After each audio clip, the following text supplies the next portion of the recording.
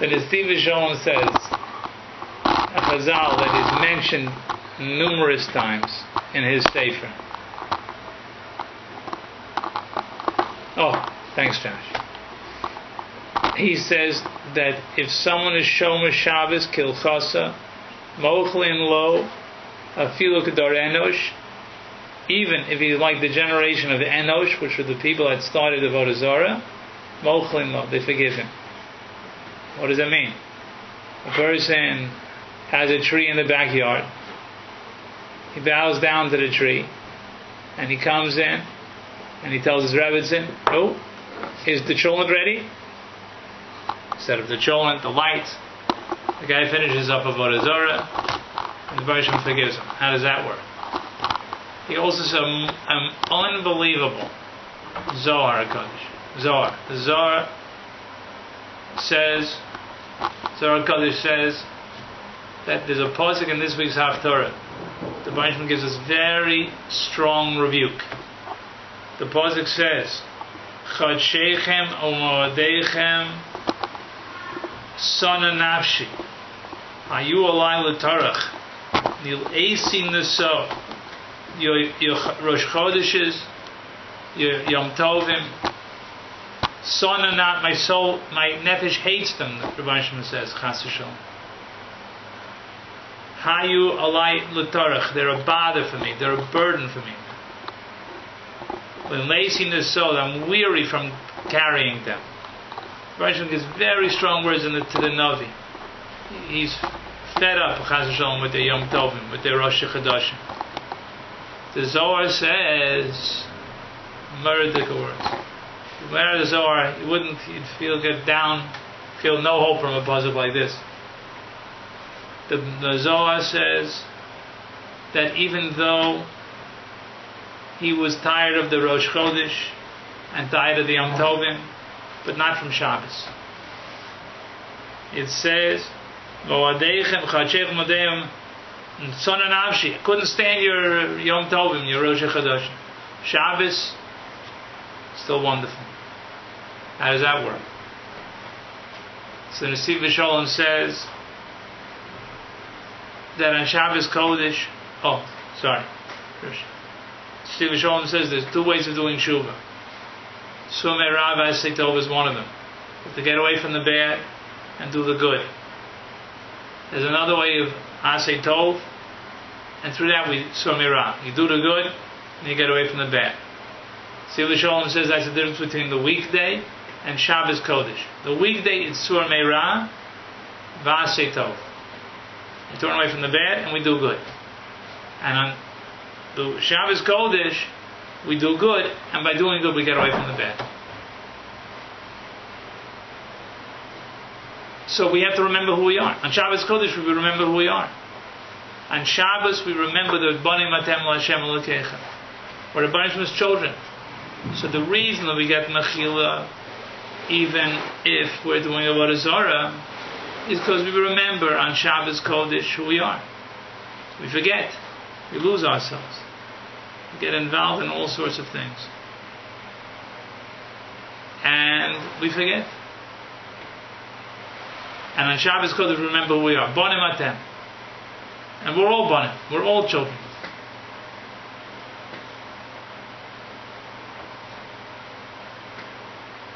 There's a lot on some of the ideas of being Banim LaHashem. But I was thinking a few things in preparing the shiur. One was, when you walk around, we have more Jews over here than you do, David. A lot of Jews over here. Jews wherever you go. And they're big ones, and small ones, and Sfardim, and Ashkenazim, and this and that. All dresses and sizes and shapes and colors. I was thinking it's a laboratory for Avas Hashem, for Avas Yisrael. You get to practice Avas Yisrael. So when you go into a base medrash and you see this kind of Jew and that kind of Jew, the Baruch says here's a laboratory for you, a laboratory of Avas Hashem, of Avas Yisrael.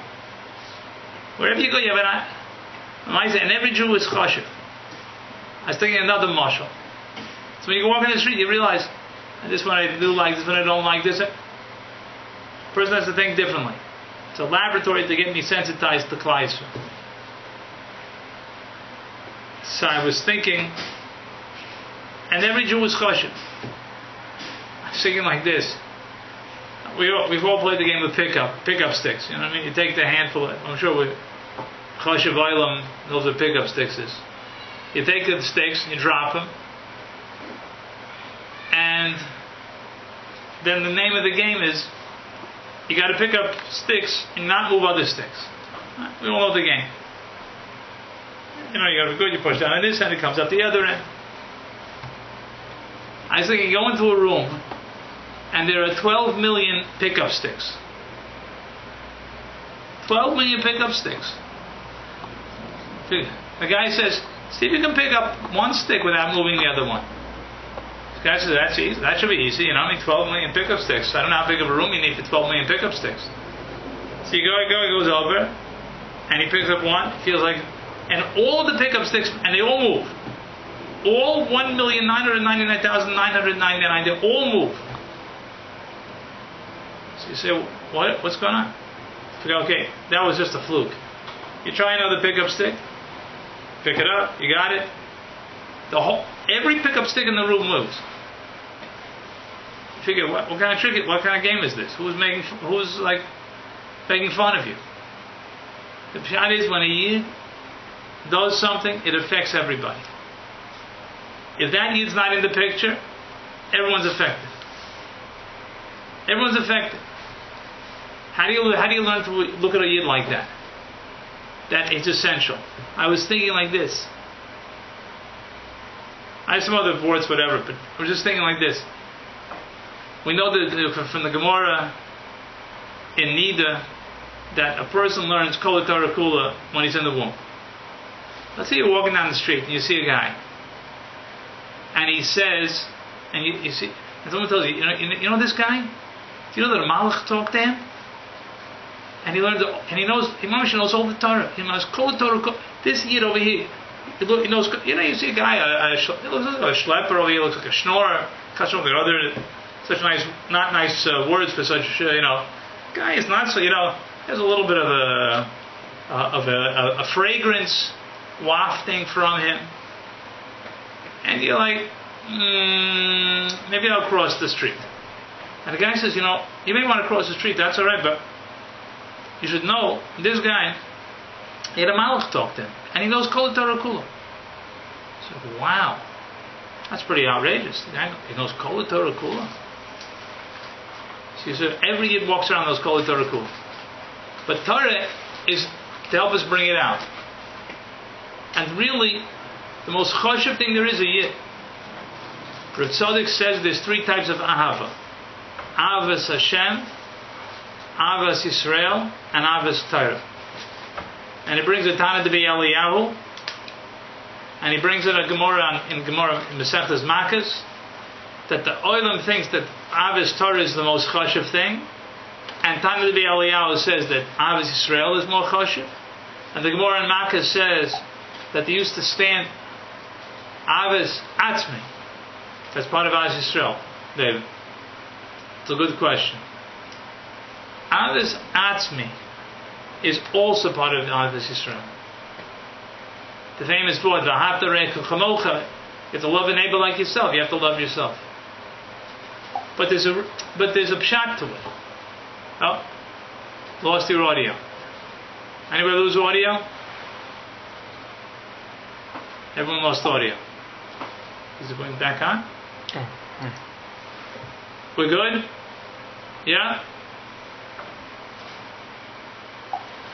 There we go. Okay. Sorry.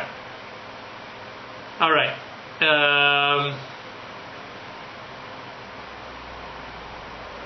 So the Rav Tzadok says like this.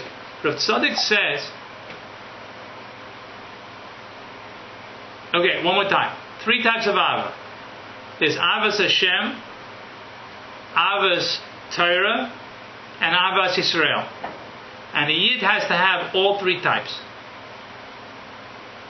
Avas Hashem is essential just to be a human being. But Rav Tzadok says that Avos Yisrael, without Avos Hashem,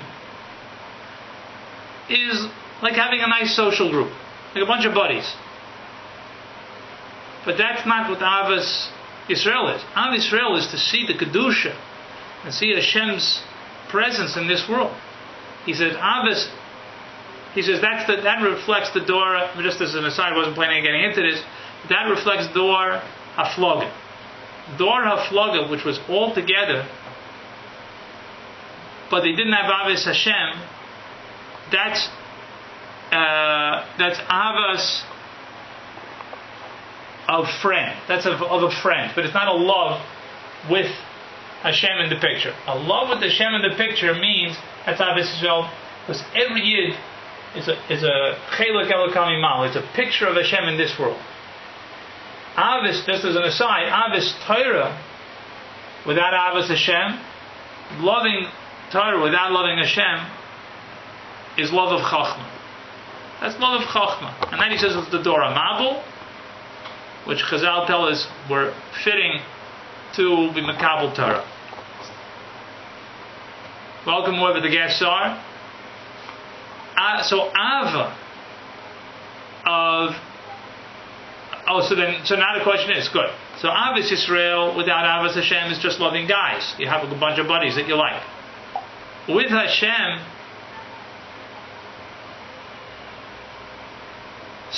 so with Hashem, you can write in while we're talking.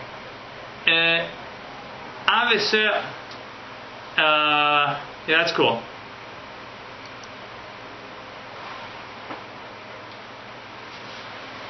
So the question is, which is bigger, Avos Yisrael or Avos Torah? So the Rav Tzadok says it's much bigger Avos Yisrael, because Avos Yisrael is Hashem's bringing Torah into this world through Klal Yisrael. We just have the Torah is to bring it out.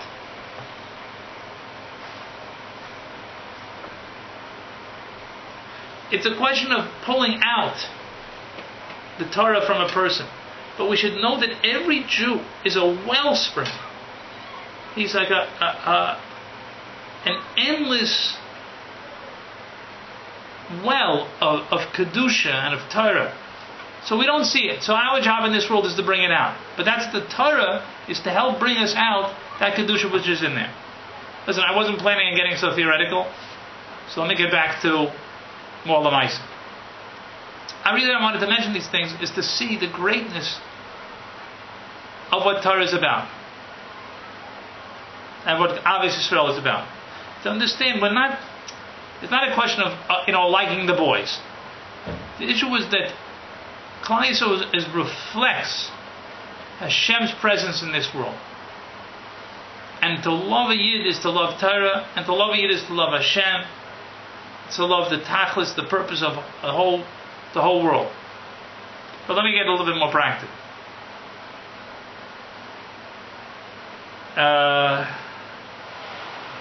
I'll tell a couple of stories.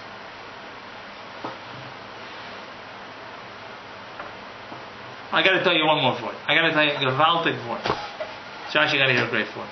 This is a great for it.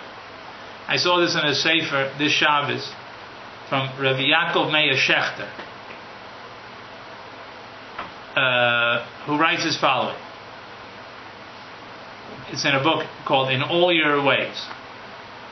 There's a famous machlokas in the Gemara in Shabbos between Shammai and Hillel about the ger who wanted to be converted while standing on one foot. Yeah, right? So, while standing on, what's the pshat? So he brings from the Maggid of Mezrich. The Maggid says, standing on one foot is he wants to stay still. He wants to be stationary. And he wants to be a Jew. Which means he doesn't want to go up. He doesn't want to go down. He doesn't have to move. He wants to have a Judaism that he's not going to have to change.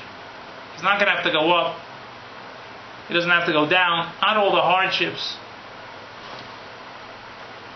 Even the high points he wants to stay still. So Shammai told him, no such thing. No such thing. If you're not willing to go up and down, 1 foot is not shaykh. This world's all about going up and down. This world's all about going up and down. So,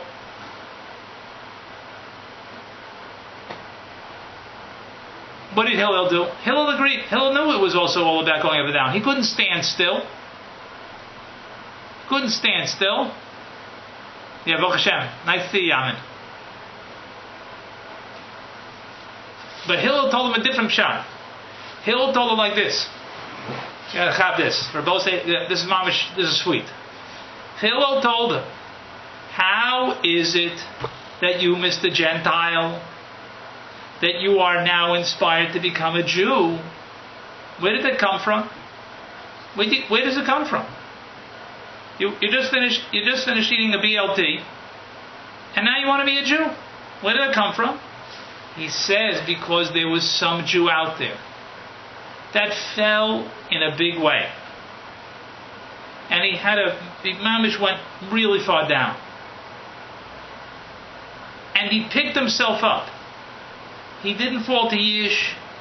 He didn't give up. He didn't become depressed. He didn't become sad. And he picked himself up. He said that Jew, when he picked himself up, he picked other people that were upper in that same neighborhood, in that low place. He says, you, Mr. Gentile, you're one of the people he picked up too. He went into that neighborhood, that low place, and he picked himself up. And the way Hashem does it is he picks up other people that are with him. And he picked you up also. He brought you up also. So you want to stand still, don't be selfish. If you go down, you should know, if you go down, you help someone else also. In the same way, somebody went down and helped indirectly pick you up. He helped that you should be inspired to become a Jew. So you should also, don't be afraid if you have to go down. If you go down, someone is going to be down there also. You may see it, you may not see it. There may be someone you will put your arm around, you won't put your arm around, but there's somebody down there. You're going to help pull somebody else up. Don't give up. Go down there, pick yourself up. Don't be afraid of going down, he told this Gentile. And he became a ger. That's v'yahavta re'echa kamocha. That's what the Gemara means to say. When it says, he told him, v'yahavta re'echa kamocha, is that klal gadol. It means somebody cared for you, even if it was indirectly. He was willing to go up and willing to go down in order to help somebody. Someone should help. Don't be afraid to help somebody else also. No, you got it, David? That's a gewaltic board, no? It's mamish unbelievable board. This is what I'm telling you. I have some of the things that I saw that I like. This one, I was off the page.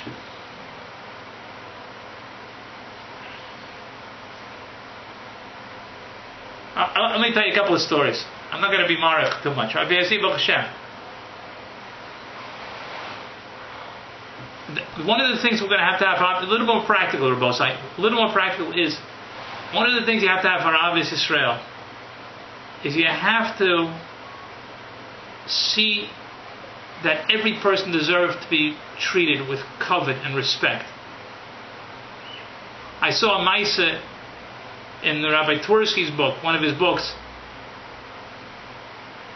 about a certain shochet. Maybe you guys have heard the story about a certain shochet. And he was getting old and he couldn't shecht anymore. But he wouldn't resign. And they couldn't get him to resign. And they were very afraid that his shechita was no good anymore. So they asked the Vizhnitzer Rebbe to come and see if they could help him out. So the Vizhnitzer Rebbe came to this town, and he invited this Yid to come eat with him, and he had a few people eating with him. And he told them, at the end of the Suda, he said, let's bench. But when we bench for the kos. So let me give you the kos. Gave the shochet the kos, the mechavedim took the kos. Vizhnitzer Rebbe. No, right Shmuley, with Ramesh right at home. I don't know which one. I don't know which Rebbe. I just saw Vizhnitzer. I can try to find out. So the shochet gave him the kos, and as we can understand, the shochet, he couldn't hold the kos.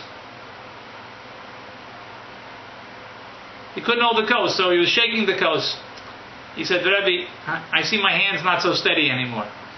Maybe I shouldn't be a shochet anymore. Maybe I should stop being the shochet. That's kavod habrias. That's mamish honor for another Jew. That's a concern for another human being. There's a book, Rabosai. I'm not a salesman, but I got to tell you, if you guys can get your hand on the book about Rav Shlomo Freifeld, it's unbelievable. Every story is a pearl. Every story is a pearl. One story just as I was preparing that hit me. He was walking. There was one time a fellow who worked in a car place. Someone came in to buy a car. He said, "How is the rabbi from Central Avenue?" He lived in that area, Far Rockaway.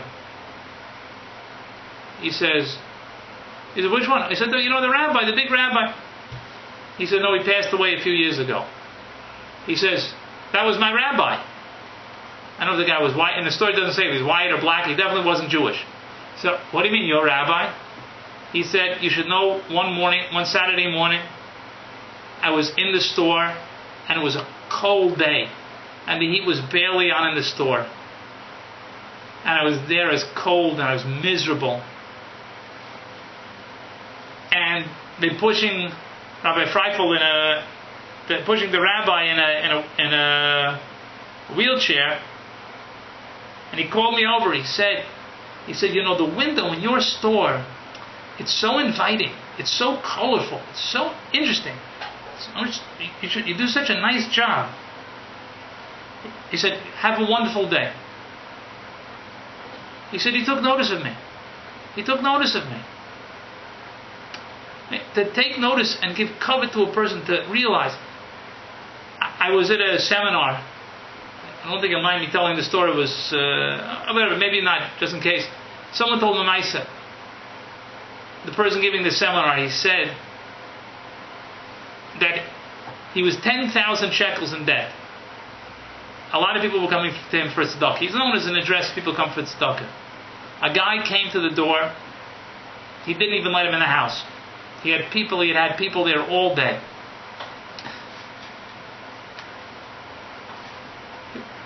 And he didn't want to let him in. And guys had a book over there with all the papers that he needed, that he had with medical expenses for his wife's medical situation. And I'm not going to be Mark Rabos, I know I'm going over the time a little bit.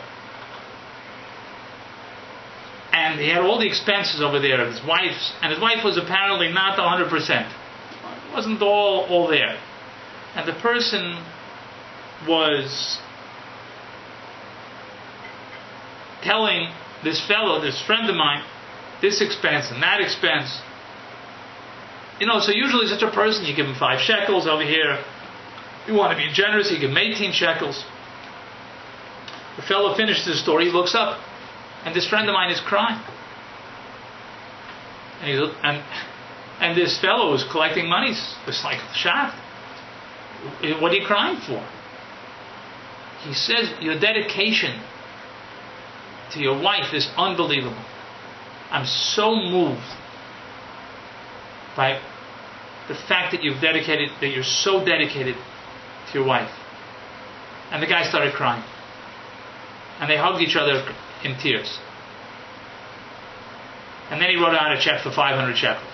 And he was already 10,000 shekels in debt. I'm not up to that level, Rabosai. But to me it's a story which is very inspiring. Welcome whoever the guests are, by the way.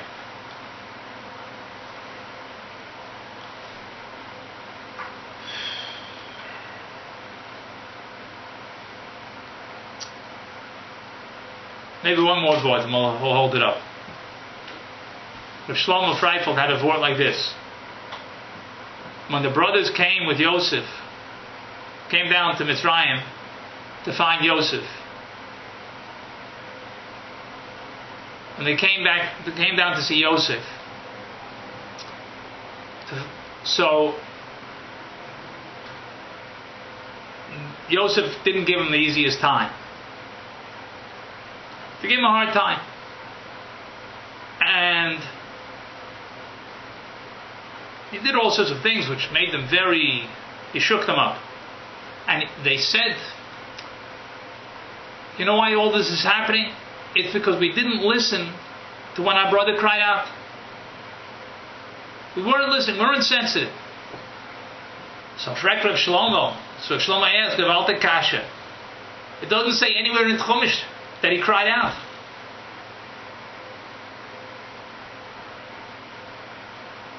Yeah, good. We'll pass that on.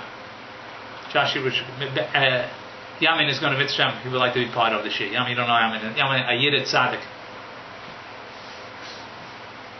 It's easy. Yamin, it's mixed shvachim b'fan. You're not even in front of me over here.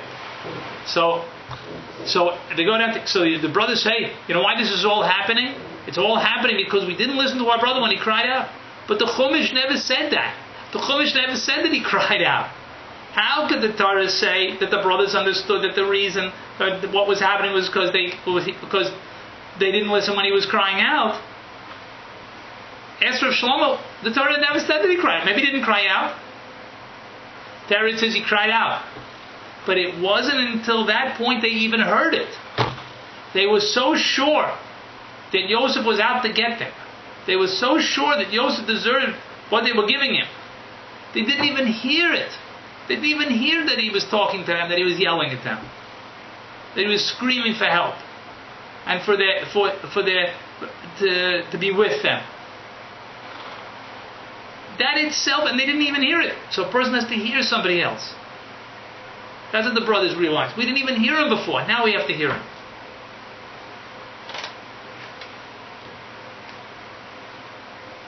We both say there's a lot to say. The parsha of Avos Israel is enormous.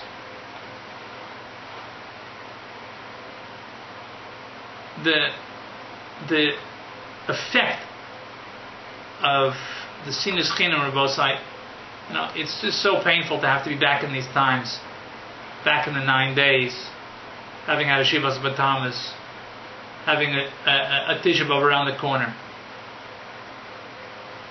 And we don't know which one jump is going to make the difference.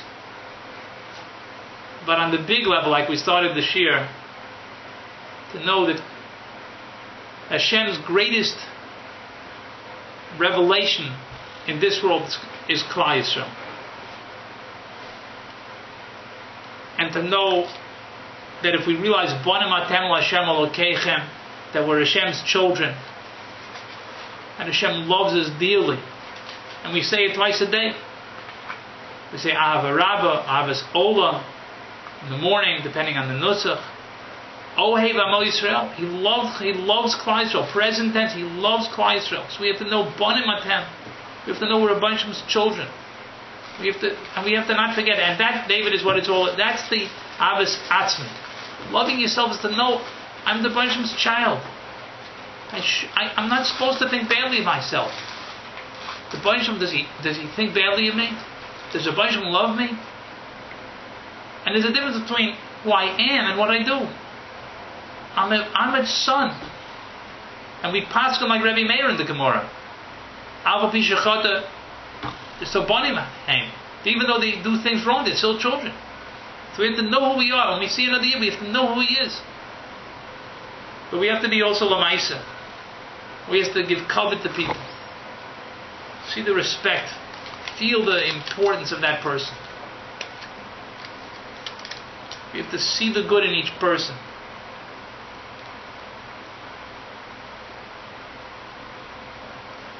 We have to extend ourselves, care for another person.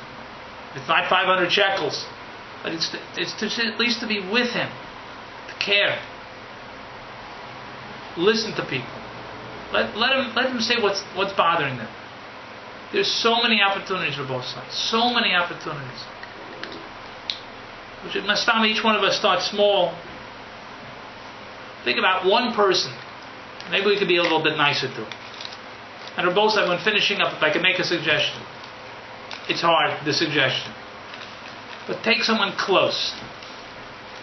Take a spouse, take a parent, take a brother, take a sister. Try to be a little bit nicer. Try to see they're Hashem's child. The person I don't have such an easy time with, they're Hashem's child too. Hashem should help. Appreciate you guys coming in. Mitzvah Hashem, just to mention, Tamash Bez Hashem will be giving shiur on Tisha B'Av Bez Hashem. Hopefully he'll be talking about Hilchos Moed, Hilchos Yom Tov, giving Hashkafa on Yom Tovim. But if not Chas Shalom, it'll be about the Tainus. He'll be talking at 10 o'clock our time in the evening, which will be 3 o'clock New York time. Everyone should please spread the word.